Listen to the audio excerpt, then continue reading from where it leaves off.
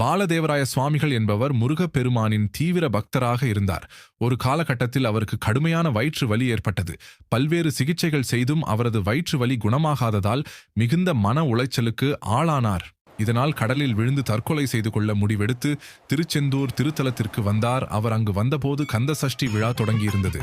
சஷ்டி திருவிழா முடிந்ததும் நம் உயிரை மாய்த்துக் கொள்ளலாம் என்று எண்ணி சஷ்டி விரதம் இருக்கத் தொடங்கினார். முதல் நாள் கடலில் நீராடி முருகப்பெருமானை தரிசித்துவிட்டு கோவில் மண்டபத்தில் தியானத்தில் அமர்ந்தார்.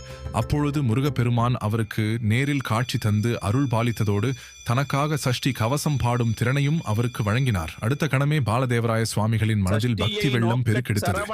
சஷ்டியை நோக்கச் சரவண பவனார் என்று தொடங்கும் கந்த சஷ்டி கவசத்தின் முதல் பாடலை திருச்செந்தூர் திருத்தலத்தில் பாடி முடித்தார். அவர் கந்த சஷ்டி கவசத்தை பாடி முடித்தவுடனே அவரை நீண்ட நாட்களாக வாட்டி வதைத்த கடுமையான வயிற்று வலி முற்றிலும் காணாமல் போனது.